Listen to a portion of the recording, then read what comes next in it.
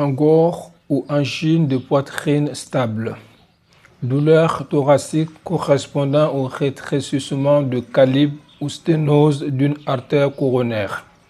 Les symptômes apparaissent lorsque le débit ne peut pas être augmenté, alors que les besoins, eux, augmentent. Ce sont ces circonstances qui favorisent ou révèlent la douleur. Compte tenu de la fréquence et de la gravité de ces symptômes, il sera bien détaillé et doit être parfaitement maîtrisé, même dans ses présentations atypiques. Les manifestations atypiques d'une maladie fréquente sont plus fréquentes que les manifestations typiques d'une maladie rare. Le siège, le type, les irradiations et les circonstances favorisantes sont les caractéristiques les plus spécifiques. Le terme angor vient du latin angere, qui veut dire étrangler, serrer. Mode évolutif, douleur chronique, intermittente par crise pouvant s'aggraver, intensité variable.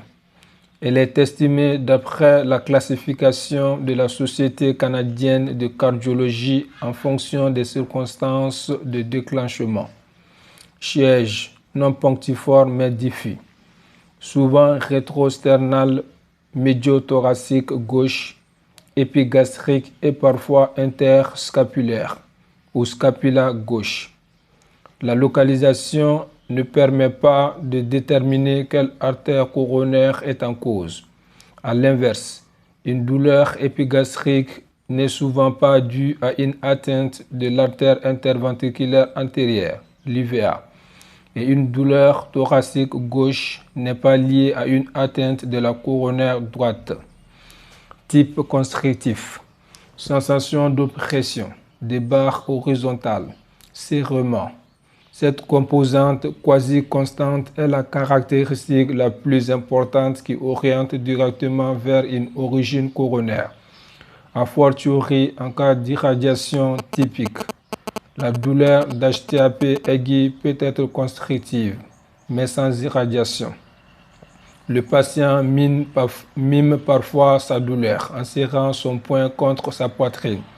C'est le signe de Levin, très évocateur. Lorsque la douleur n'est pas constrictive, on parle de douleur thoracique atypique, peu compatible avec un syndrome coronaire.